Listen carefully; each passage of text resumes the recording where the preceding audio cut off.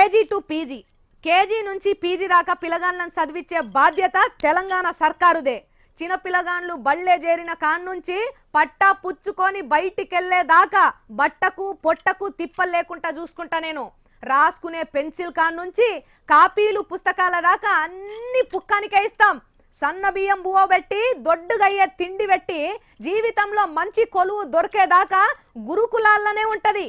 ఈ ఏటి కాన్ నుంచి షురువు చేస్తున్నా నేను.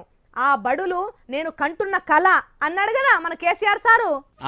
కేసీఆర్ సార్ కన్న కళలనే ఇప్పుడు తెలంగాణలో ఉన్న అయ్యవ్వలందరూ మల్లగా అంటున్నారు. ఎట్లా చేసి తెలంగాణ కళల బడుల్లో మా పిల్లగాడు చదవాలి, మా బిడ్డ చదవాలని ఎగబడి అప్లై చేసిండ్రట గురుకులాలకు.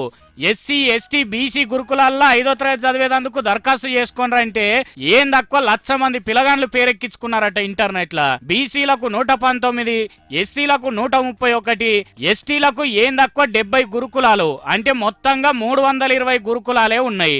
26,000 సీట్లే ఉంటాయి. అసొంటిది ఏం తక్కువ 1,00,000 మంది పిల్లగాండ్లు అప్లై చేసుకున్నారంటే గురుకులాలల్లో చదవాలని పిల్లగాండ్లు ఎంత తనలాడుతున్నారో చూడండి.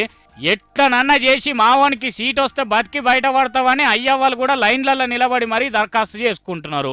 మొగ పోరగాండ్లే కాదు, ఆడివిల్లలు కూడా గురుకులాలలో చదువుతామంటున్నారట. మరి కాదా అనుల్లా? కొడతానంటే భయము, పెడతానంటే ఆశ. పేదోళ్ళ పరిస్థితి ఏనైనా గింతే. అరొక్క సౌలతులు పెట్టి ₹1 ఖర్చు కూడా పడకుండా చదివిస్తానంటే అంతకంటే ఏం కావాలి మనోసంటోళ్లకు? అందుకే గిట్లా ఎగబడుతున్నారు. కానీ కేసీఆర్ సార్ మాట మీద ఎంత నమ్మికున్నదో చూడండి. అదివరకు గురుకులాలను చూడనే లేదు, అటు జాడకు ఓనే లేదు.